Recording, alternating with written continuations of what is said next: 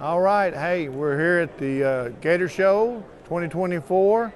Mike Latham, looking at some of the new things that's coming out now, the automatic world. We still have a huge variety. We have a lot of the old automatics. We have the newer automatics that are coming out now. We've got a new, a lot of people have been talking about the Gavin Hawk tactical Deadlock knives. We have, this is the B model, has the carbon fiber handles. This was the second. He had an A model was his original. He's come out with the B model with his next one. Out the front knife, completely no movement whatsoever when it's out. Very popular knife. This is the B model. Then what are you asking for that? the B models continue to escalate. This one I have priced at $3,100. It has the carbon fiber handles. I think originally they were probably around $1,500, so they've continued to go up. They've moved now into the C model, which is a little smaller version. This is I guess the base model has the black handle, has the carbon fiber inlay, a little smaller version. This runs about $2,100. Then you can get into some of this is one that's been customized, chipped metal, done the work. This is basically a one of a kind. He's had where he did the blue inlay here on the button. The back of it, he's done it. Titanium. This one is smooth operator. His custom work is usually around $4,000. This one was purchased at the Blade Show from him. Like I said, it's a one of a kind. I have it listed at $7,000. So the Hawk knives have been a very good investment, and as he moves along, he's coming out with all types of new designs, new handles, different blades. So he continues to make changes, and they're all low production, low runs. So they've been a very, very good addition to Latham sales and what we offer, not only vintage, but moving into the new tactical, still kind of a custom tactical, but we have that. And then of course we have the Microtech customs. A lot of these are from the custom shows. The ones with the guitars are from the Nashville Custom Knife Show that they were made exclusively for that show. They're usually serial numbered, low numbers on those. And some of the other specialties, we have the Twisted T Microtech. It's on my website, but it's listed at $1,850. It's the bigger sized. Pretty cool that it was a collaboration with the Twisted T people and Microtech. So we have that one. This is one of the Microtech makes tactical knives exclusive for the Blade Show. This was the 2023 Blade Show. Pretty nice little knife. They retail for about $350. What I have on this for the retail on those. So just some all around kind of new age tactical things. Of course, we still have a lot of the old vintage. What I've always liked, and a lot of the old guys still look after, and it's hard to find. We've come up with a few new additions to the tactical line, or to the old vintage line. Of course, we still have the huge knife we have here, but this is kind of a rare knife. This is a Italian style stiletto, but it's actually a Frozalone made in the area of Frozalone, stamped G-Botto, has the big guards, has the hole all the way through, and has, of course, the Frozalone style blade. This knife, retail on it's $3,400. It's a very rare knife being stamped G-Botto. This was purchased from a gentleman who used the knife to open letters for many years.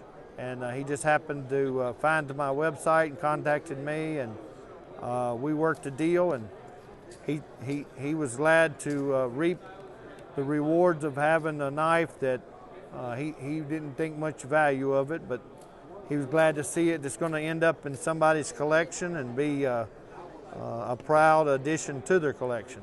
So that's from around 1925? Or This knife would be from somewhere between 25 and 35. The G-Botto family, there was father, son, grandfather that made these knives. Most of these knives were made prior to World War II, during that time. So the family is well known, the Botto family. And then, of course, we still have a lot of our vintage pick locks. I've got a couple of hard to find, really nice pieces. This is one of the early, probably seen some of these before, but this is an S coupe. You're talking 1910, 1920 versions here. Have the retail on it at $10,000. It's stamped S coupe. It has the entire name actually on the tang instead of just S coupe. It has the society. So has the S guards. Beautiful knife. This is a 13-inch, 33 centimeter. How often do you see them with stag? Very rarely. Stag is usually they're going to be in horn because that material is easier to obtain. So the stag you don't see as often. And this has the old vintage stag. So, and as you can see, it had to be a pretty good size piece of stag. Well matched. Has the flat buttons, the flat safety, and the flat button. Just a very, very rare, very uncommon knife. Who would collect that? Just stiletto collectors in general, or would they be specific about that? Well, you have, of course, like this is going to be more of your collectors that are dealing with the really old, really rare. They may start out with some size of a collection, and then as they narrow down what they're going to collect, they're looking for those pieces that you don't find, that are the really rare, hard to come by. So they're looking for, I mean, you probably see out of the picklock knives, you'll see 1,000 picklocks or maybe even 10,000 picklocks before you see one of these original S coupe, early 1900s era type knives. They just didn't survive. The ones that did, they're either in somebody's collection or a museum. So you must talk to a lot of stiletto collectors. A lot of different. Did they categorize sometimes, or are you just looking for the rare one? Well, they'll categorize. Some guys will look for maybe the importer stamps. During the 50s, there was a lot of companies that imported, of course, into the States, and they'll look for all of those different importers. So they've got a collection based off of tang stamps. You could do like the Korkama, then you have the Latham, you have the Edwin J's, you have the EIGs. They're just a huge group of tang stamps. And then some of the guys will go back earlier, and they're looking for what they call the Flatguards, which was a two-piece guard, handmade. After they did with the picklocks, they were a mold that they poured the guards into, but the Flatguards are handmade, And that puts you in a time frame, usually either just after the war, World War II, or before the war. And so they're looking for that Flatguard group to give them a type of knife era. And then they can sometimes they'll move into maybe like we were talking about with these knives that are actually prior to the Flatguards, where they're Flatguards, but they're stamped with the Society or some of these very early groups in Italy that were making knives under a co-op. And some guys will base it off of the dimension of the knife. Maybe they collect just 13s, or they collect just 11s, or they collect the small version. So a lot of different ways to maybe control how large your collection becomes, so that you're not just coming up with all different variations. You can break it down into some type of specialty maybe that you're looking for. One of the other, of course, Latham being one of the top brands. This is the hard to find. This is a square button. This was a kind of a specialty that was just made for a few years. It's not old. It's like a 52 to 55, but with it having this very rare square button, it was only made for a few years. And this is, you don't have to use the pick lock like you did. You simply press the button, or you pick up, I'm sorry, you do have to pick up the pick lock, but you have the button coming up here instead of in the traditional area. So it's just a little different design, but since they only got produced for a few years, they're pretty pricey too. I have 6,000 on that square button. And this particular size is a very hard to find size. That's about a 7-inch. So that's another rare piece that we have.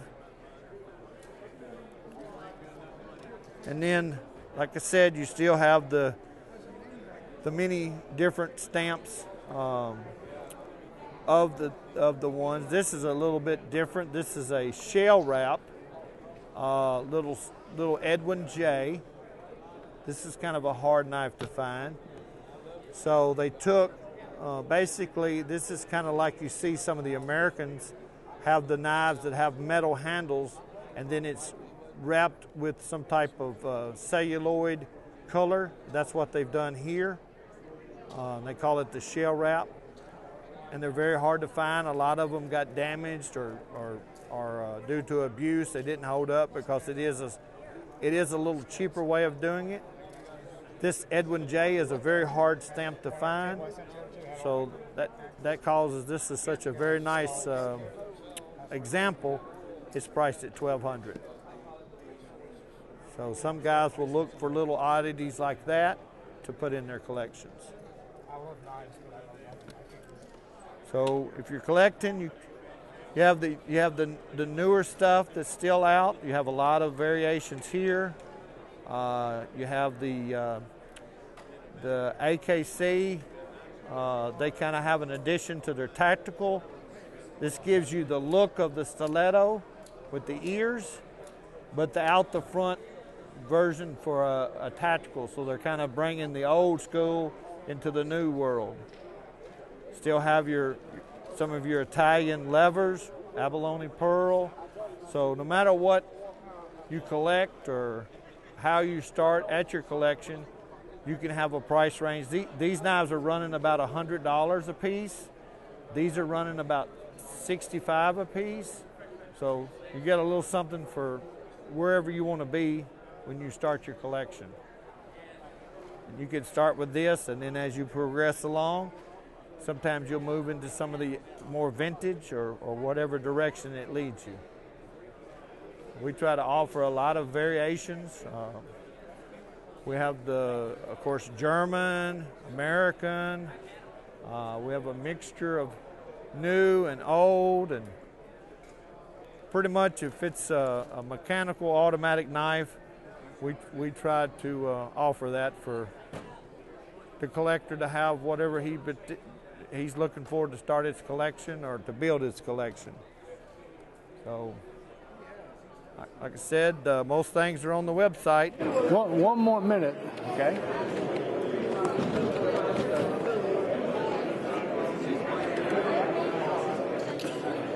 Let's talk about these real quick. Okay. So one of the, a lot of the German knives that you traditionally see have the levers. They're used the little snap levers. But there were some companies early on in the early 1900s, 1920s that actually used a version with this tab. And this one was actually imported for the Voss Cutlery Company. It's a German. It's got the ears on it. But instead of a lever, you have this little tab. You basically pull the tab up and it releases the blade. As it comes around, there's a tab that catches it on the backside, and that locks it back in place. You have it here, and then you just simply pull the tab and it fires the knife back out. These are really popular because of the design. You don't see it, it's not produced as much now. There was different importers. Like I said, this is one of the more known, the Voss. This is a Voss, but Kiss and Crane was also one of the early companies that did it. I believe this knife is actually a Kiss and Crane early 1900s because it's stamped, instead of Germany, it has the old word for Germany, Prussia. This was before World War I. Germany was referred to as Prussia. So when you find the knife stamped Prussia, you know it's before World War I. After that, it became Germany. That's one of the examples of it. This is actually an American manufactured, or actually imported by an American company, but it's made under that same German design. This was the Northwesterner. Still has a little bit of edge, but still uses the same tab release to open and close it.